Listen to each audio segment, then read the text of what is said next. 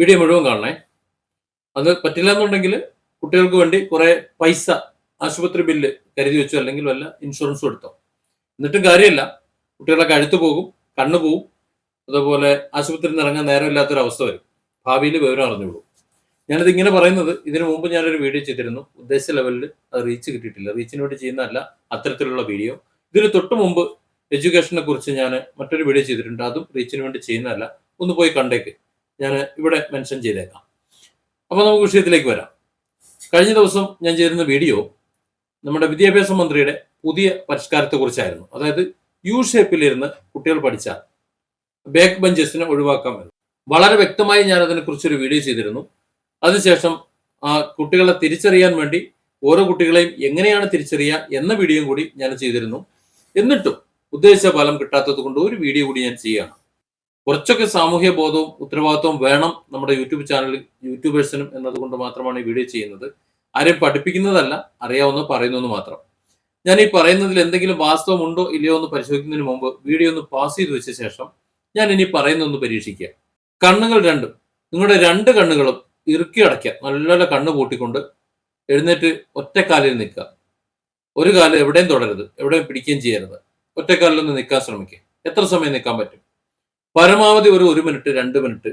ഇനി അങ്ങേയറ്റം പോയാൽ എക്സ്പീരിയൻസ് ഉള്ളവരാണെങ്കിൽ ഒരു 3-4 മിനിറ്റ് നിൽക്കും. അതിനപ്പുറത്തേക്ക് നിൽക്കൂല. അപ്പോഴേക്കും കൊഴിഞ്ഞു കിടന്നിട്ട് കാണാൻ പറ്റും.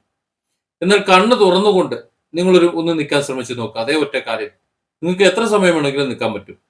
എന്താ ഇതിൽ നിന്ന് മനസ്സിലാകുന്നത്? നമ്മുടെ കണ്ണ് നമ്മുടെ ബാലൻസിങ് ഓർഗനാണ് എന്നാണ്. നമ്മൾ കരുതും നമ്മുടെ കാലാണ്, അല്ലെങ്കിൽ നമുക്ക് പറ്റും എന്നൊക്കെ കരുതും. ഒന്നുമില്ല, നമ്മുടെ കണ്ണ് നമ്മുടെ ബാലൻസിങ് ഓർഗനാണ്. ഇനി നമുക്ക് വിഷയത്തിലേക്ക് വരാം. ഇപ്പൊ കാര്യം മനസ്സിലായല്ലോ, കാര്യത്തിന്റെ ഗൗരവം മനസ്സിലായിട്ടുണ്ടാവും. കുട്ടികൾ യു ഷേപ്പിൽ ഇരിക്കുമ്പോൾ എങ്ങനെ നോക്കാം? ഇങ്ങനെ ഇരിക്കുമ്പോൾ യു ആയിട്ടിരിക്കുകയാണെന്നുണ്ടെങ്കിൽ ഇവിടെ ഇരിക്കുന്ന കുട്ടികൾ ഇങ്ങനെ നോക്കും. എന്നിട്ട് കൃഷ്ണമണി ഇങ്ങോട്ടായിരിക്കും, ലെഫ്റ്റ് സൈഡൊക്കെ ഇങ്ങനെ നോക്കിയിരിക്കും. അപ്പുറത്തിരിക്കുന്നവർ ഇങ്ങനെ നോക്കും, ഇല്ലേ? ഈ രണ്ട് നോട്ടം ഒഴിവാക്കാൻ പറ്റുമോ? പറ്റില്ല.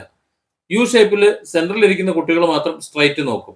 അവർക്കൊന്നും ഒരു കുഴപ്പമുണ്ടാവില്ല. ഈ രണ്ട് സൈഡിലിരിക്കുന്ന കുട്ടികൾ നാളെ പെരടി വേദന, കഴുത്ത് വേദന, ഞരമ്പ് വേദന, കണ്ണിന്റെ പ്രശ്നം, തലവേദന, പിന്നെ കഴുത്ത് തിരിക്കാൻ വയ്യ, ഉറങ്ങാൻ വയ്യ തുടങ്ങും.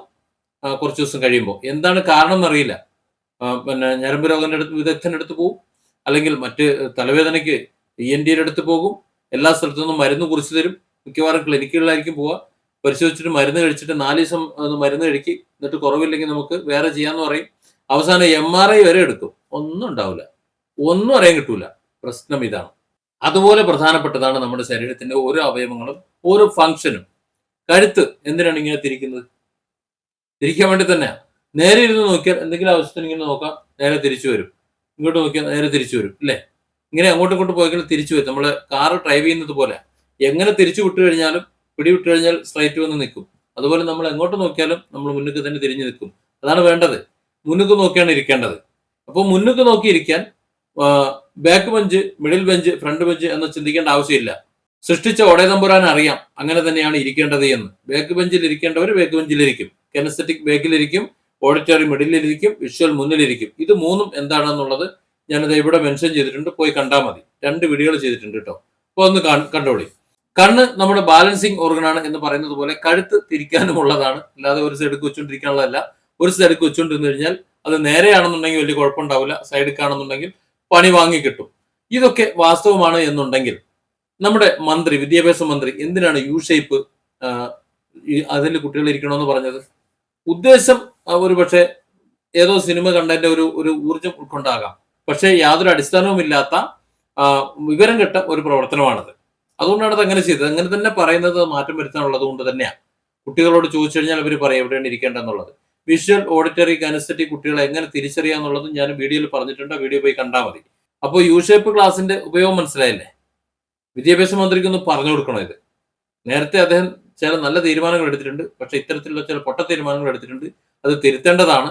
ഇതിങ്ങനെ തന്നെ പറഞ്ഞത് വീഡിയോ ഉദ്ദേശിച്ച റീച്ച് കിട്ടാത്തതുകൊണ്ടാണ്. നിങ്ങളൊരു മെഡിക്കൽ ഇൻഷുറൻസ് എടുത്താൽ മതി. ചെറിയ കുട്ടികളാകുമ്പോൾ കുറച്ച് കൂടുതൽ കിട്ടും. എന്നിട്ട് ആശുപത്രിയിൽ നിന്ന് ഇറങ്ങാതെ അവിടെ തന്നെ അഡ്മിറ്റ് ചെയ്ത് കിടക്കാം. മരുന്ന് കഴിച്ച് അവസാനം എന്താവും അറിയാമല്ലോ? അതൊക്കെ ആകാം. മൂലകാരണം ഈ വളഞ്ഞുകുത്തി ഇരുത്താവും. അത് മാത്രം ആരും കണ്ടെത്തൂല. കാരണം ഡോക്ടർമാർ ആ ഭാഗമൊന്നും നോക്കൂല. വരുന്ന രോഗം എന്താണോ അതിന് മരുന്ന് കുറിക്കാനേ അവർക്ക് അറിയൂ. മറക്കണ്ട. Different angles. Don't forget to subscribe and support this channel.